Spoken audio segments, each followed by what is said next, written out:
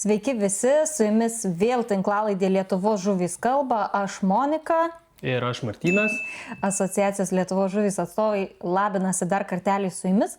Pastarąjį mėnesį aptarėm nemažai temų, sulaukėm ir atgarsių, tai džiaugiamės, kad žiūrėjot, reagavot ir tikimės, kad ir šį kartą bus įdomu. Pasiruošėm tikrai keletą svarbių ir aktualių temų, sakyčiau. Tai gal pradėkim nuo tos kriminalų skilties. Aplinkos apsaugos departamentas konfiskavo iš pradžių pirmą automobilį už nelegalią žvejybą, paskui antrą automobilį.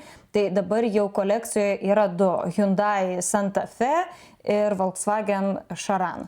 Tai Telšių berods rajono vienam meškeriotojui, nors šiaip meškeriotojų jį turbūt net liežuvis taip nesiverčia jį vadinti, o kitas buvo sučiuptas Pakruojo krašte. Tai Martynai, kaip pats vertini tą iniciatyvą, kad už neteisėtą žūklę gali ne tik įrankių, bet ir automobilio? Aš šitą iniciatyvą vertinu labai teigiamai iš tikrųjų ir galbūt tai yra šiek tiek jau pavėluotas dalykas, tai galima buvo taikyti gerokai ir anksčiau, nes... Su medžioklė jau seniai buvo. Būtent žiūrint į medžiotojų pavyzdį, tas dalykas, kiek man žinoma puikiai veikia ir tikrai atgraso kai kuriuos medžiotojus nuo brakonieriavimo ir kitų dalykų, kuomet jie rizikuoja ne tik teisę medžioti bauda, ginklo konfiskavimu, bet ir automobilių, kurie neretai būna tikrai brangus. Tai va, šiek tiek sakydamas, kad gaila, kad tik dabar mintise turiu netgi kelis tokius atvejus, pusiau viešus, pusiau neviešus, kuomet labai įtakingi žmonės su labai prabangiais visureigiais užsiėmė brakonierystėm ir tuo metu dėja dar šitas įstatymas negaliojo, bet dabar matom, kad jisai pradėjo veikti ir tikrai turėtų, manau, atgrasyti nemažą dalį pažeidėjų. Bet kaip pats galvoju, realiai tikrai atgrasys, čia yra ta tokia baimė ir dabar tiesiog su visiškais lavonais važiuos brakonieriaut, kur sakys, velniai nematė. Na tai iš esmės aš galvoju, kad apskritai viskas priklausys tiesiog nuo tolimesnės eigos, kaip ar iš tikrųjų ta konfiskacija įvyks iki galo, ar teismai negražins brakonieriam tų automobilių, ar nesusiformuos kažkokia, galbūt, nežinau, neteisinga praktika šioje vietoje, kuri galėtų pakeisti visą tai ir tai taptų nebeveiksminga, ar ne? Bet iš principo tai labai sveikintinas dalykas ir iš tikrųjų turbūt verta ir paminėti, kad šios iniciatyvos kaip ir autorius Seime turbūt buvo Linas Jonauskas ir vis tik šitą dalyką davedė iki to, kad jisai pradėtų veikti. Netgi pats skelbė konkursą, kur nugalėtojas atspėjo, kada bus pirmasis automobilis. Čia rimtai? Taip, Facebook'e buvo. O ką laimėjo? Nežinau, žinok, neatsimenu, bet iniciatyva gera ir ta prasme, bet kokiu atveju Lietuvoje didžiausia problema yra turbūt tas kartais nebaudžiamumas, tai šioje vietoje tai gali suveikti prieš tuos žmonės, kurie iki šiol buvo sunkiai paveikiami. Jo, šiek tiek Facebook, kadangi ribotai galiu naudotis, ne visus konkursus spėju išgaudyti, tai automobilius aptarėm, pasižiūrėsim, ar bus rezultatyvi vasara, pažiūrėsim, kiek sugaudys aplinkosaugininkai tų automobilių toliau ir iš brakonierių gyvenimo kraustykimės į Kauną, nes čia irgi visai neseniai vyko, irgi iš aplinkos apsaugos departamento atskriejo žinia dėl ir mūsų skundo, ar ne, kur buvo statomas netoli Kauno santakos pėsčiųjų tiltas, bet atrodytų, kam statant pėsčiųjų tiltą reikia kasti pačią upės vagą. Tai aplinkos apsaugos departamento pareigūnai ne pro pirštus pasižiūrėjo, atliko tyrimą ir padėjo tą tyrimą atlikti ir mokslininkai ir paaiškėjo, kad padaryta žala gamtai siekia daugiau nei 42 000 eurų. Jau kreipėsi inspektoriai į Kauno policiją, kad pradėtų ikiteisminį tyrimą ir pagal visus šitus atradimus šitų darbų iniciatoriams gali būti taikoma ir baudžiamoji atsakomybė. Tai kaip pats dabar matai iš tos perspektyvos visą tai šitą paskelbtą žinią? Tai vėlgi dar viena gera žinia, kuri truputį rodo tai, kad gyvenam teisiniai valstybėje ir kad vis tik įstatymų laikytis reikia ir kad jų nesilaikymas gali užtraukti atsakomybę, netgi tokiuose miestuose kaip Kaunas, kuris man asmeniškai primena carystę.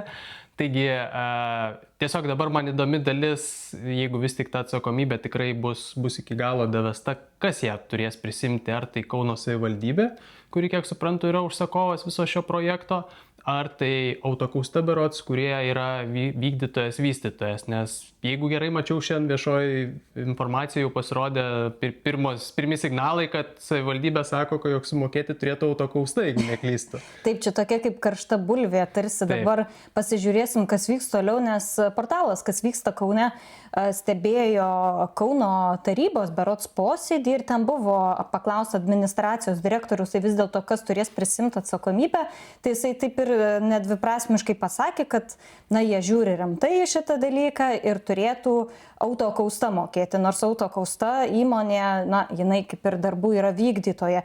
Ir pamenu, kai buvo atvažiavęs kitas portalas Delfi su žurnalistais Kristina ir Tomu ir kalbino ir mane, ir Autokaustos atstovus, ir Kauno savivaldybės atstovus, buvo išsiuntę klausimus ir vidaus vandens kelių direkcijai. Toks išsamus reportažas buvo padarytas būtent dėl šitų Neryje padarytų darbų. Ir Autokaustos atstovas, jisai dievagojosi, kad jiem tų darbų daryti nereikėjo, jiem ten buvo liepta, įpaišyta į projektą ir jiem ten nei reikia, nei jie norėjo, bet maždaug buvo projektą, tai turėjo padaryti. Tai tikiuosi, kad šitas reikalas labai ilgai neįstriks, kad nebus trunkama metais tas ikiteisminis tyrimas, nes reikia suprasti ir tos pačius policijos pareigūnus ir prokurorus. Jau mes iš to atveju Alytuje matom, kad tai tikrai labai specifinės situacijos. Tai nėra kažkoks smurtas artimoje aplinkoje, kur gali greitai nustatyti, kur čia kas ir panašiai. Tai čia tikrai labai daug yra įvairių teisinių plonybių, kurias reikia labai išmanyti. Ir tiesą sakant, šią savaitę tiesiog išėjusi pasivaikščioti prie Neries, pamačiau būtent toj atkarpoj, kur buvo daromi tie kasinėjimo darbai, kurie beje prasidėjo pernai rugpjūčio pabaigoje, jeigu neklystu.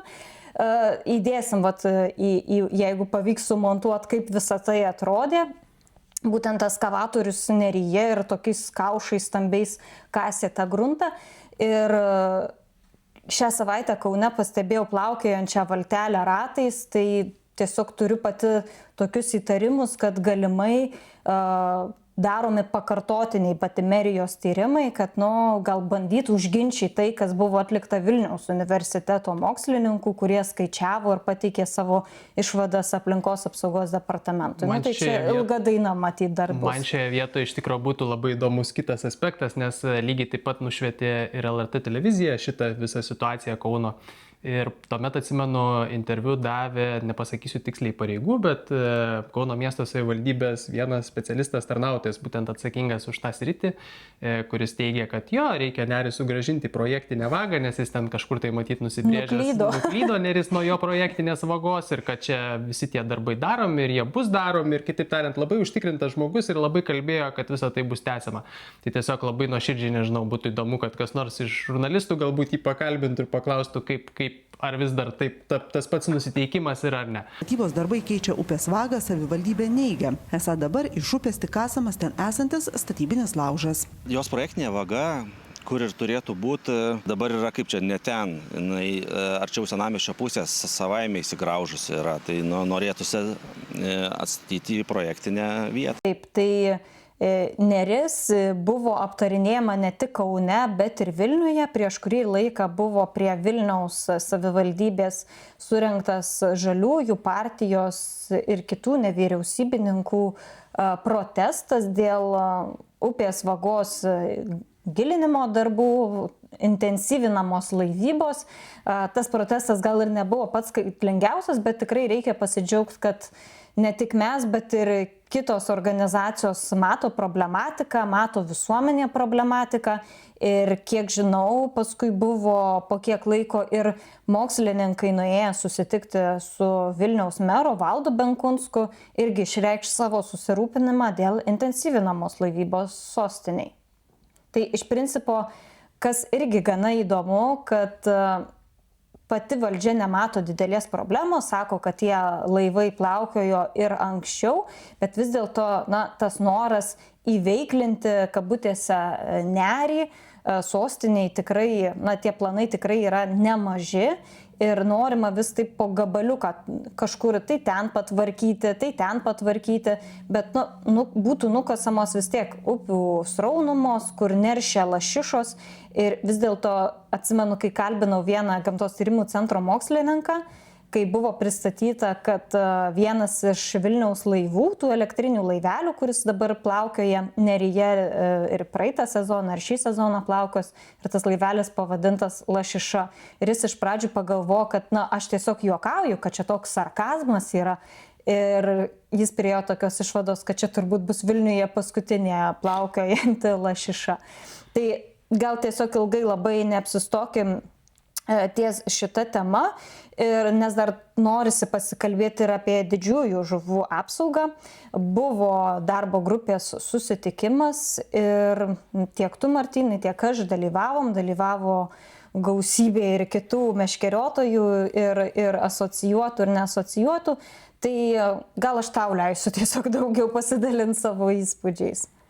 Na taip, iš tikrųjų, jeigu kažkas tais pasižiūrėjo ir sudalyvavo tame susitikime, turbūt vienareikšmiškai susiformavo, kaip pasakyti, nuomonė ir įspūdį, kurioje pusėje buvo tikrai svarūs argumentai, kuri pusė savo diskusijose sugebėjo paremti argumentai savo ginamą tiesą, vadinkim taip, ar ne.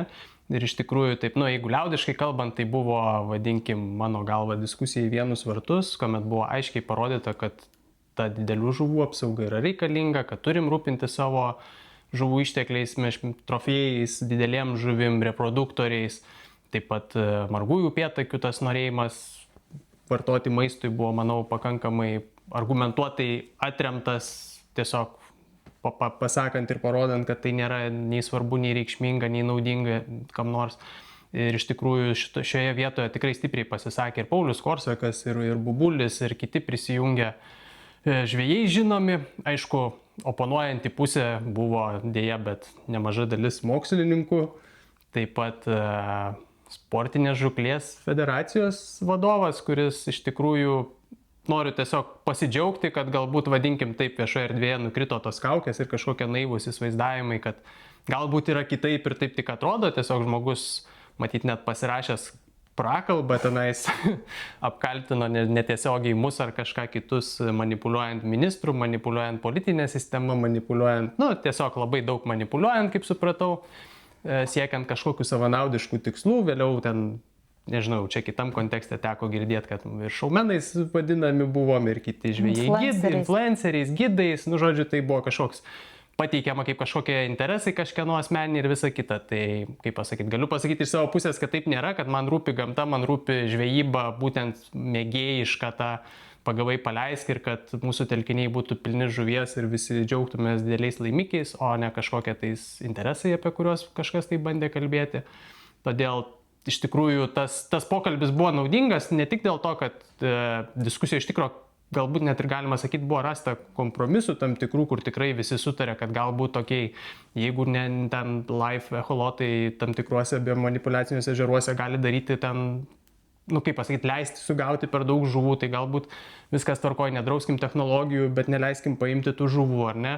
Tai buvo irgi berods iš Virbicko, jeigu neklystų, šitas išplaukęs pasiūlymas, tai tikrai buvo rasta ir kompromisų, ir ministras įsiklausė, tiesiog labai labai pozityviai vertinu. Man tai buvo šiek tiek ir gaila ministro, nes jam žmogui tikrai, aš suprantu, kad jis atėjo visiškai iš kitos ryties, man atrodo, iš statybų sektoriaus, jeigu neklystu.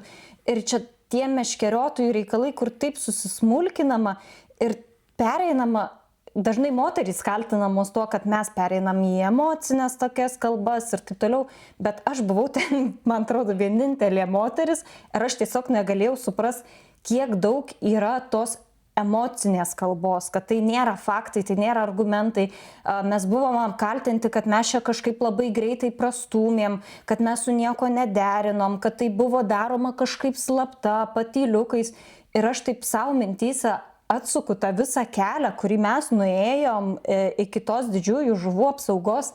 Tai buvo daryta Seime konferencija, kuri buvo vieša, atvira, transliuota, buvo kviesta ir per mūsų Facebooką. Ir, ta prasme, tikrai buvo daug sklaidos, kad mes norim saugoti didelę žuvis, kad mes kviečiam tą bendruomenę kalbėti, siūlyti, diskutuoti. Paskui daugybė kartų buvo tiek gyvų, tiek negyvų, nuotolinių susitikimų. Aplinkos ministerija irgi, kas negalėjo dalyvauti gyvai, buvo prijungti per nuotolį. Tiesą sakant, jau net nebegalėčiau pasakyti, kiek tų susitikimų buvo ir su mokslininkais, ir su nevyriausybinėm organizacijom, ir aplinkos ministru, ir aplinkos apsaugos komiteto nariais. Tikrai buvo daugybė tų posėdžių ir aš net neatsimenu, kada kokios kitos taisyklės būtų taip plačiai aptarinėtos ir priimtos. Tai man labai buvo keista išgirsti iš tos pusės, kad tai buvo apkaltinta skuba, kažkokia prisidengiant, kad mes nieko nederinom ir panašiai. Nes tikrai buvo ir tai buvo padaryta ne per mėnesį, ne per 2, mes trukom turbūt mažiausiai, tai apie metus laiko. Tai tikrai negali apkaltinti karštakošiškumu.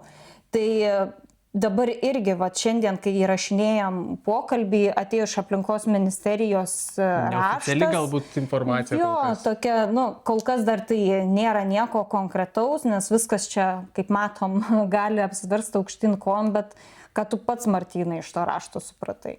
Panašu, kad ministras tikrai ištiesėjo savo žodį, kurį nekartą davė tiek konkretiems žvejam, tiek man jo užklausus, prašant nedaryti skubotų sprendimų, atšaukinėjant esamų taisyklių, keičiant tvarkos taip greituoju būdu, neįsiklausius, ir jisai tą dalyką buvo pažadėjęs ir ir išklausęs visus tos dalykus. Panašu, kad dabar ateinantis pakeitimai, jie bus visiškai kitokie ir greičiausiai tiek didelių žuvų apsauga liks, tiek upėtakių apsauga liks. Galbūt atsiras tas minėtas dalykas, tikrai kompromisinis ir, manau, pakankamai protingas, kad gaudant sonarais tuose biomanipuliaciniuose ežeruose, kur ten pagal sąrašą 27 ar kiek yra, ar ne, būtų privaloma paleisti lydekas ir starkius sugautus naudojant sonarą. Nenaudojant sonaro turbūt galioja taisyklės tokios, kokios dabar yra. Ir kitaip tariant, tie pakeitimai, dėl kurių kilo tas didelis ažiotažas ir dėl kurių buvo teikta tiek daug prieštaravimų, pastabų ir visa kito, jie nebus priimti. Tai reikia tik tikėtis, nes aš asmeniškai pati tai visą laiką visko tikiuosi, niekada nesidžiaugiu iš anksto ir noriu pasinaudoti progą ir tikrai padėkoti tiem meškeriotojam, kurie nebuvo pasyvūs, kurie tikrai rašė aplinkos ministeriją, teikė siūlymus, nes jie tikrai buvo svarbus ir manau, kad ir ministras, ir jo komanda atsižvelgia. Beje, tikimės vienintelio, kad surasim bendrą kalbą. Mes visą laiką esam iš tų žmonių, kurie mėgsta kalbėtis argumentais, ne emocijom, ne keiksmažodžiais per nuotolinius susirinkimus. Turbūt dalis žino, apie ką aš kalbu. Tai esam linkę bendradarbiauti ir bendrauti, nes tikrai yra ką nuveikti ir mes kaip asociacija prieš visą šitą burbulą išlendant dėl to atšaukimo taisyklių ir su aplinkos apsaugos departamento gyvosios gamtos skiltimi buvome kalbėję, ką galim padaryti, kad aplinkosaugininkai daugiau dėmesio skirtų ir tie reidai būtų labiau matomi ir švietimui daugiau dėmesio skirti. Bet, tiesą sakant, kai to stabilumo nėra, čia vienas taisyklės pasirašo, kitas jau atšaukia, tai, tiesiog tas darbas išbalansuojamas, paprastai tariant. Tai ilgai neužkalbant danties, norim pasakyti, kad tęsiam savo pažadą, turim mūsų tinklalaidėje svečią. Dėl jo važiavom iškeltos temos į Vilniaus rajoną prie Galinės upelio, kur buvo atlikti melioracijos darbai. Taip, paprastai tariant, praktiškai pražudyta nemaža dalis upėtakinio upelio, kuris jau buvo praktiškai atsikūręs. Ir šitą temą, problematiką iškėlė ichtiologas mokslininkas Justas Dainys. Tai mes su juo pasikalbėjom. Kokios tau pačiam, Martynai, įspūdžiai prie to upelio nuvažiavus? Tai, manau, pasižiūrės visi ir pamatys, čia nereikia iš anksto spoilinti visko, o iš tikrųjų dar verta paminėti, kad be viso ko su Justu truputį buvo apkalbėtas ir Kauno hidroelektrinės žuvitakis būsimas. Tai taip pat siūlom išklausyti ir pražiūrėti tinklalaidę iki galo ir pamatyti, išgirsti tiksliau ir pamatyti, kas naujo toje temoje. Daugam atrodė utopija, kad ant Kauno hidroelektrinės gali iškilti žuvitakis, daug kas to netikėjo, neįsivaizdavo.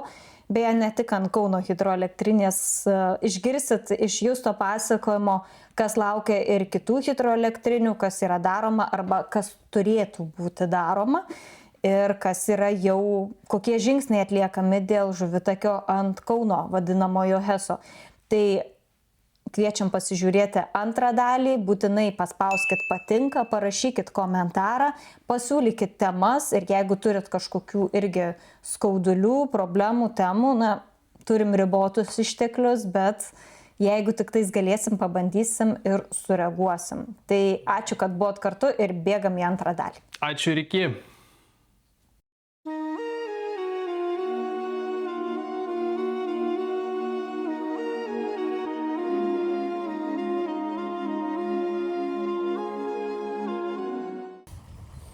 Sveiki visi, su jumis Lietuvos žuvys kalba, aš Monika ir šiandien esam Vilniaus rajone prie Galinės upelio ir susirinkom pasikalbėti su Gamtos tyrimų centro mokslininku Justu Dainiu.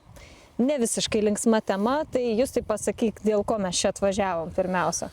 Tai pagrindė turbūt klausimas liečia melioraciją upių ir upelių ir Galinės upelis yra tas, kuris toksai labai ikoniškas pavyzdys tos melioracijos, kaip jinai daroma ir kaip apėdinėjami šiuo metu galiojantis aplinkosauginiai reikalavimai.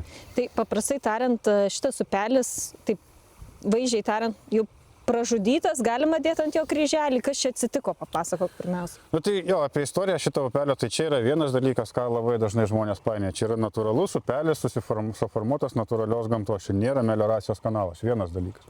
Tai jisai buvo natūralus kažkada visiškai, tuomet sovietiniais laikais, sakykime, numelioruotas, tada niekas nebedaryta ir jisai savaime renaturalizavosi, atsikūrinėjo iš principo. Ir tai, ką matom, tai buvo kažkada ištiesintas upelis, bet per ilgą laiką susikreivinęs, vėl atsirado vingiai. Jo, vingiai, gylio pokyčiai, reiškia, gruntai įvairiausi. Na ir to įvyko toje vadinama renaturalizacija. Savaiminė. Taip. Galima tą daryti ir dabar yra Europoje ir Lietuvoje vykdomi tie dirbtinės renaturalizacijos projektai, kuriuo skiriama daug pinigų, rezultatas ten ateina šiek tiek greičiau. Šiuo atveju viskas užtrunka ilgiau, bet gaunasi nemokamai paprastai tariant. Ir turim tą tokią savaime atsikūrusią gamtą, iš principo iki labai geros ekologinės būklės. Ir ta moksliniai tyrimai, kaip suprantu, patvirtino. Tai kokios čia žuvys gyvena, papasakok. Tai pagrindinės vyraujančios rūšys čia būtų margasis upėtakis, kūjagalvis, rainė, trispyglės dyglės, devinspyglės dyglės, galima rasti vieną kitą rūšį papildomai, bet iš principo, jeigu dvi pagrindinės vyraujančios, tai upėtakis ir kūjagalvis. Tai iš principo tai nėra vien tik Lietuvos mastu saugomos žuvų rūšys, čia jau europinio mastu. Jo, jeigu šnekant apie dar saugomas rūšis, dar yra ta pati mažoji nėgė, kuri irgi gyvena šitoje vietoje, reiškia neršia jos raunumose, lervos vystosi dumble keletą metų. Tai tiek kūjagalvis, tiek ir ta nėgė yra Europos mastu saugomos rūšys pagal Natura 2000 apsaugos programą. Tai konkrečiai sakant, neapsaugojo nei Natura 2000 nuo melioratorių. Tai kada čia tie melioracijos darbai prasidėjo ir kodėl sakai, kad pažeidžiant teisės aktus tai buvo padaryta? Prasidėjo tie melioracijos darbai kokie turbūt 4-5 metai atgal. O kodėl pažeidžiant? Todėl, kad reiškia pagal šiandien galiojančias aplinkosauginės taisyklės vėlgi jos yra labai sudėtingos. Kai kurios upelius galima melioruoti ne daugiau negu 1,2 km nederinant su aplinkos apsaugos agentūra. Kitus 2,5 ten daug visokiausių keistų taisyklių prigalvota. Šitam upeliui galioja 2,5 km taisyklė. Reiškia, aplinkos ministrai įsakyme yra parašyta, kad nederinant su aplinkos apsaugos agentūra galima melioruoti 2,5 km atkarpą. Jeigu daugiau, reikia derinti. Tai kas čia vyksta, reiškia, vyksta, kad vienais metais 2,5 km ir kaip ir nieko derinti nereikia. Tada sekančiais metais vėl 2,5 km, vėl nieko derinti nereikia. Čia tokia suktą apėjimą rado prie šitų taisyklių. Taip, toks darbų etapavimas, kai tu darai vieną atkarpą, po to sekančią atkarpą ir taip finale gaunasi, kad numelioruotas yra labai didelė upelio dalis ir toli gražu ne 2,5, o ten 6-7 km. Bet popieriuose žiūrint 2,5.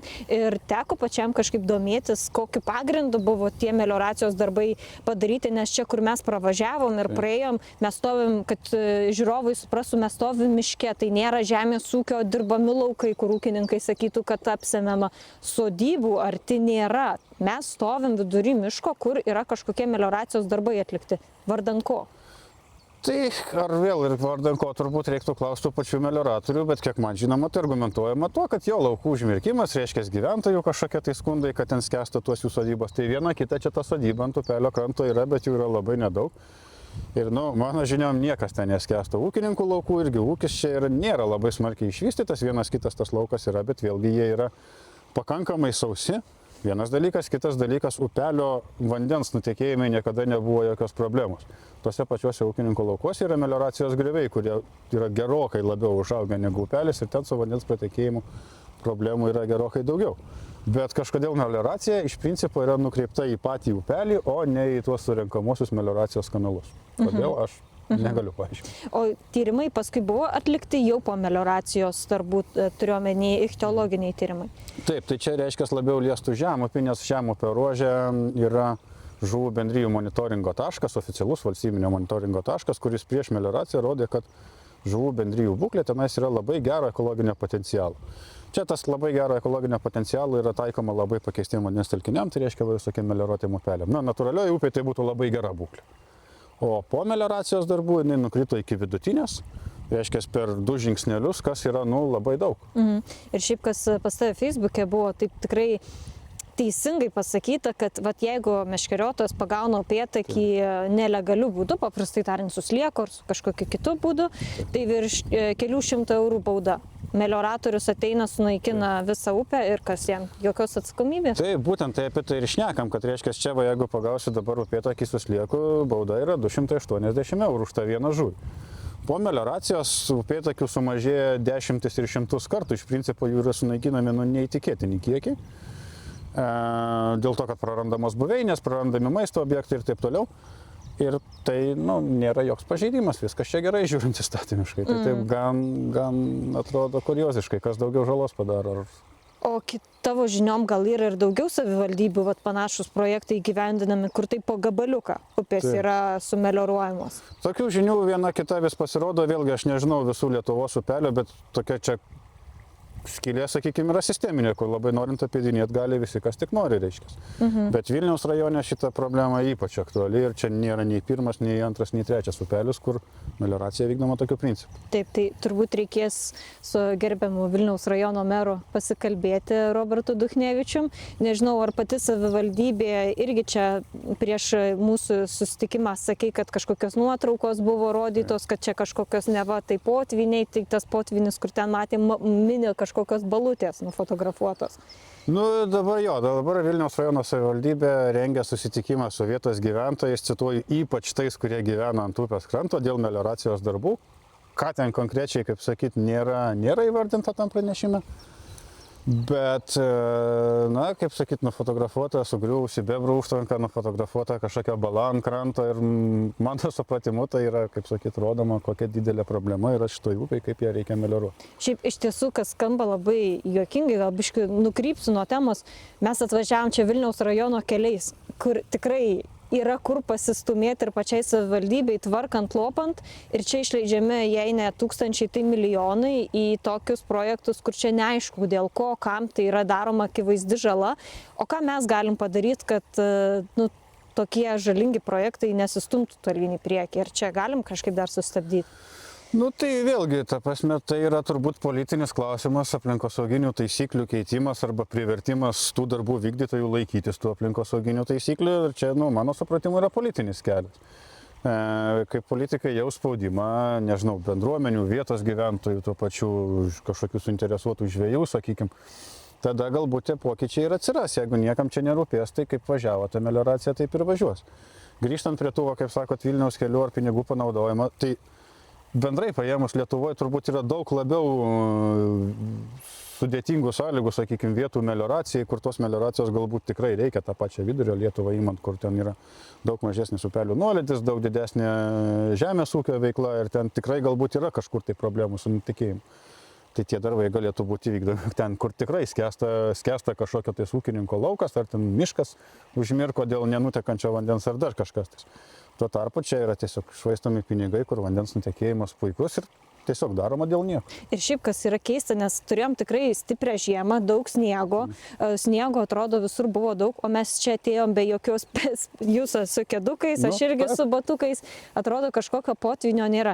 Kaip mokslininko noriu paklausti, kas šiemet taip nutiko, kad mes daug girdėjom apie potvinius, aišku, potvinis buvo Šilutė, tas kraštas, kuris amžinai po toj potvinio zonui, bet tas potvinis nebuvo toks stiprus, kaip jo tikėtasi. Tai kas įvyko? Tai šitam upelį mes irgi 2 kartus filmavomės iš oro, kaip viskas atrodo, bandėm užtaikyti ant to potvinio, pasižiūrėti, kiek jisai čia iš tikrųjų didelis, tai buvo kovo pradžioje ir kovo pabaigoje. Ten tirpstant sniego ir po sniego nutirpimo. Ir tas vandens lygis, buvo gal keletą centimetrų didesnis negu dabar, bet jau būtent potvinio jokio čia nebuvo, nutekėjimas puikus. Bendrai paėmus, taip jeigu visą Lietuvą, tai sniego buvo labai daug, irgi tikėjomės, kad vandens lygis upėse bus didelis, ta pati ungurių migracija bus intensyvi, bet kaip sakot, potvinio nebuvo, matomai dėl to, kad nutirpo pakankamai lėtai. Diena pliusas, naktį lengvas minusas ir nebuvo to tokio staigaus atlydžio, kur su lietum nuleistų viską per kelias dienas. Tai pati gamta šiek tiek padėjo. Taip, šiuo atveju taip. Tai dabar tie melioracijos ruožai tam tikrai jau yra padaryti. Kiek metų reikėtų žmogui vėl nesikišti į tuos ruožus, kurie jau yra ištiesinti, išlyginti, kad vėl atsistatytų į tą gerą ekologinę būklę? Oi, sunkus labai klausimas, tai tikrai dešimtmečiai yra, tai va šita vieta, kur stovim irgi, jinai buvo melioruota, iš medžių galima spręsti, kaip sakyt, su kolegų botanikų ir miškininkų pagalba, kad amžius tų medynų yra apie 50, 60, galbūt 70 metų. Tai va per tiek laiko upė atsistatė iki labai geros ekologinės būklės. Galbūt ir greičiau galėtų tas atsistatymas įvykti, ypač jeigu dar padėtų žmogus šiek tiek kažkokiu tais, reiškia, pakreivinimų padaryti su tom minkštosiom priemonėm, vadinant rąstai, akmenys ir panašiai. Bet tai nėra nei metai, nei du. Ir apie renaturalizaciją dar pabaigai norėsiu paklausti, bet už to nugaros stovi medis ir jisai, matau, pažymėtas raudonai, jisai jau turėjo būti arba nukirstas, arba suplanuotas kirsti. Tai kas čia vyksta su medžiais, irgi šiek tiek domėjaisi. Jo. Kliūva melioratoriams ne tik upelis, bet ir medžiai. Taip, būtent tai gavosi taip, kad atvažiavau čia žiemą pasižiūrėti, kaip viskas atrodo ir radau sužymėtus tos medžius, sutaškuotus. Raudonas taškas ant medžio reiškia, kad jisai yra paruoštas kirtimui. Mirties nuosprendis. Tada yra, reiškia, leidimų kirsti ir įvykdytų kirtimų žemėlapis miškų urėdijos. Pasižiūrėjau, kad šitam ruožė yra išduotas specialiojo kirtimo leidimas.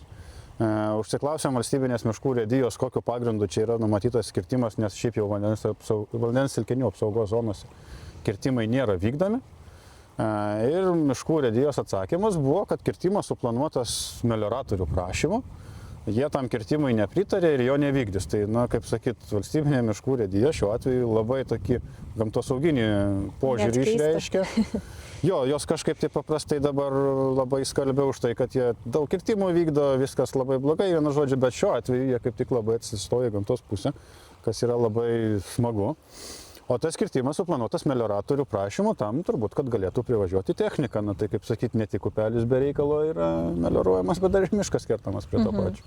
Nes šiaip iš principo, jeigu problema vandens nutekėjimas, tai turbūt bazinės biologinės žinios leidžia suprasti, kad medis šiek tiek sugeria irgi drėgmę, kad tie brandus medžiai reikalingi prie upelių. Tai normaliu atveju, kai upelis natūralus, tai be abejo, tai tie medžiai irgi čia formuoja ir mikrobuveinės, ir makrobuveinės, ir tą patį klimatą, ir visą aplinką. Bet yra žmonių, kurie nenori, kad čia būtų upelis, čia geriau būtų vandens nutekėjimo kanalas ir medžiai tada nelabai pasitarnauja. Taip. Ir apie renaturalizaciją pabaigai noriu paklausęs, nes yra jau aplinkos apsaugos agentūra jau ne vienerius metus vykdo tos projektus, tai vienam, tai kitam upelyje. Galbūt irgi yra moksliniai tyrimai, kurie rodo, kaip keičiasi tie upeliai, ar tikrai atsiranda daugiau tos įvairovės, žuvų rūšių ir kitų vandens gyventojų, galbūt teko kažko domėtis.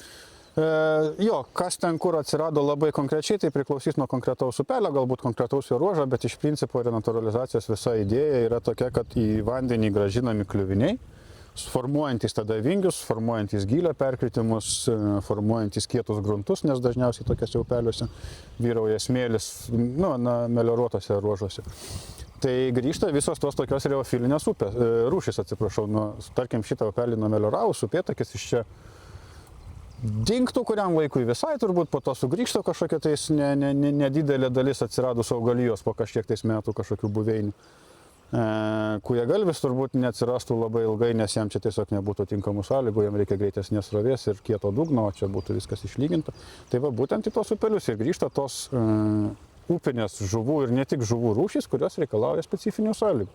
Ir vienas ūkininkas, kuris prieš kelis metus man skambino, labai skundėsi dėl tų renaturalizacijos projektų, jo buvo laukai prie to vieno upelio, kuris buvo, į kurį buvo dedami akmenys, rąstai ir taip toliau.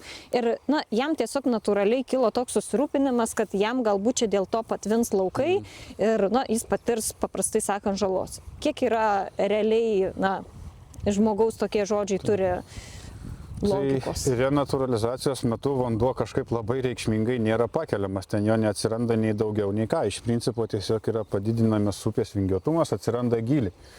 Tai kad dėl upelio renaturalizacijos patvintų laukai, taip turbūt neatsitinka niekada iš principo. Galbūt kas atsitinka, šiek tiek sulėtėja vandens nutekėjimas iš tų laukų. Ypač jeigu melioracijos sistemos yra uždaromas, bet tai vėlgi čia galima matyti didelius minusus ir bijot kažkokio tais potvinio baubo. Iš kitos pusės dabar turbūt labiau ne potvinį aktualu darosi, o sausros vasaros laiku. Tai vasaros laiku toks laukas būtų tiesiog drėgnesnis negu numelioruotas laukas ir derlius manau, kad būtų didesnis. Taip, ir balandžio mėnesį su vienu meteorologu teko kalbėti, sakė, kad šiemet balandis bus sausesnis nei pernai metais. Tai panašu, kad ir pavasarį jau tų sausrų mes matysim vis daugiau. Ir kadangi kalbuosi su tavim šiandieną apie vandens apsaugą, žuvų rūšis, labai noriu paklausti, kas ten vyksta Kauno Hese vadinamajam. Galioja vandens įstatymas, Kauno hidroelektrinė yra įpareigoti iki 30 metų atidaryti žuvitakį. Tai dabar, kiek žinau, moksliniai tyrimai yra užsakyti, tai ką ten tirsit ir kokie lūkesčiai, ar mes tikrai galim turėti tą žuvitakį? Tai žuvitakio pačio įrengimas turbūt vėlgi yra toks savotiškai politinis klausimas, kaip ir sakėt, pagal šią dieną galiojančias taisyklės iki 30 metų ir Kauno hidroelektrinė turi turėti tą žuvitakį, iki 28 visos mažesnės. Ar tas terminas bus nukeltas ar nebus, turbūt sunku prognozuoti. Šiandien jisai yra toksai reiškęs, tai jeigu niekas nesikeičia, tai iki 30 metų žuvitakis turi veikti. O dėl tyrimų suplanuotų, tai šiai dienai taip, esam pradėję vykdyti, reiškęs, pasrovinės smoltų, tai lašišų ir šlakių ritualių migracijos tyrimus Kauno mariose. Dėl ko? Dėl to, kad kai buvo patvenktas Nemunas, susiformavo Kauno marios visiškai netipiškas vandens telkinys lašišinių žuvų gyvenime. Ir pastačius žuvitakį į viršų prieš srovę, tos lašišos ir šlakiai greičiausiai migruos labai sėkmingai ilgainiui. Gal pradžiai šiek tiek mažesnis jų kiekis bus, nes homingo efektas, bet ilgainiui turėtų migruoti labai gerai. O kas nutiks su pasroviui grįžtančiais smoltais, tais ritualiais vadinamais, čia didesnis klausimas, nes Kauno mariose yra susiformavusi vėlgi labai netipiška upėm žuvų bendrija, labai gausus ešerių ir starkių populiacijos. Ir jos gali turėti poveikį tų smoltų migracijos sėkmingumui, sakykime, paprastai tariant, dėl plėšrūnizmo. Gali būti labai didelė dalis atgal link jūros grįžtančių jauniklių su vartota kitų žuvų. Tai va šio tyrimo tikslas ir yra toks pasižiūrėti, koks yra mirtingumas, kokia yra migracijos sėkmė smoltų migracijos metu pasrovinės. Tai jei žuvitakis atsirastų geros žinios, tarkim, ir ešeriam Kauno marių, taip leisiu savo pajuokauti. Turbūt taip, ta prasme, tai pasroviui migruojantis smoltai tikrai kažkokia dalis, neabejotinai turbūt bus jų suvartot. Kokia vėlgi klausimas, reiškia, nes ta migracija vėlgi labai priklausoma nuo srovės, nuo temperatūrų. Sroviai dingus yra žinoma, kad reiškia klaidžioja tos žuvis, užtrunka ilgiau mariose, dėl to ilgesnio užtrukimo mirtingumas didėja. Bet, kaip sakyt, kokie ten realų skaičiai tyrimas turėtų parodyti. Taip, bet jeigu taip žiūrint pasaulinę praktiką, ar ant tokių didelių hidroelektrinių yra veikiančių jau žuvitakių, ar yra iš ko pasimokyti? Vėlgi, kad būtų visiškai lygiai tokia pati ekosistema, greičiausiai sunku surasti, yra reiškia Lenkijoje ir berods Vokietijoje. Ant didelių užtvankų pastatyti žuvitakiai, tai vėlgi prieš srovinę ta migracija vyksta turbūt pakankamai neblogai. Pagrindinė problema ir ten lašišom ir nelašišom visom kitom žuvim yra žuvų nukreipimas į žuvitakį pasrovinės migracijos metu. Nes nenori didžioji vandens dalis vis tiek eina per turbinas. O sukoncentruoti žuvis į paviršiuje esantį nedidelį žuvitakį, kad ir 15 metrų, sakykime, ilgio, bet tai vis tiek yra pakankamai mažas vandens plotas, paviršiuje yra pakankamai sunku, tam yra naudojami nukreiptuvai, bet jie vėlgi turi visi savo problemų. O kada tikitės jau padaryti tyrimą ir jau atiduoti išvadas igničio gamybai? Iki 28 metų turėtų būti viskas. Tai jie turėtų realiai 2 metus laiko jūsų išvadas išsistudijavus, 2 metus statyboms, projektavimui ir statyboms. Na, projektavimas vėlgi čia turbūt su mūsų tyrimu mažai kuo susijęs, nes ten iš principo yra hidrodinaminiai dalykai, žuvitakio pastatymas, srovių įvertinimas, vienu žodžiu, pastatyti ten ir tokį, kokį reikia. Mūsų išvada labiau bus susijusi su to, kaip seksis lašišų ir šlakių jaunikliams migruoti pasroviui. O mažųjų hidroelektrinių savininkai Bruzda kreipiasi į mokslininkus dėl tyrimų, nes jiems irgi yra įpareigojimas pasistatyti žuvitakius šiek tiek greičiau. Jo, ir dar anksčiau. Tiesą sakant, ką ir šnekėjom, kad kažkaip tas terminas labai greitai eina, po 2 metų, pusantrų dar greičiau. O kažkokių labai aktyvių veiksmų aš asmeniškai negirdėjau. Nebuvo taip, kad labai domėčiausi, bet girdėt kažko negirdėjau. Tai man tai beveik kyla įtarimas, ar čia tikrai mes suspėsim su tais žuvitakiais. Kaip sakai, betono nieks neskuba vežti prie hidroelektrinių. Taip, vėlgi veikiančios žuvitakio pastatymas tai nėra tiesiog ten kažkokių laiptukų sumontavimas upėje. Tai yra ir tas pats hidrodinaminis modeliavimas, ir žuvitakio, reiškia, srovių paskaičiavimai ir viskas, kas tik norim. Tai pastatyti veikiantį žuvitakį nėra labai sudėtinga, bet nėra ir vien tik tai, kad atvežėm, pastatėm, supylėm betoną ir jis jau čia veikia. Ir dar noriu paklausti apie tą Kauno dar atvejį šiek tiek, nes buvo tokių iškeltų idėjų, kad darysim šliuzą, tai tuo pačiu žuvitakis, šliuzas, darom 2 viename ir čia laimėsim, kaip sakyti. Tai buvo ten tokių norų, bet šliuzai kaip žuvitakiai iš principo neveikia beveik niekada, ten gal kažkokia tai labai nedidelė dalis žuvų pramigruoja atsitiktinai, sakykim. Bet kaip žuvitakis jis tikrai savo funkcijos negalėtų atlikti pilnumoje. Ačiū Justai, kad radai šiandien laiko pasišnekėti. Dėkui jums.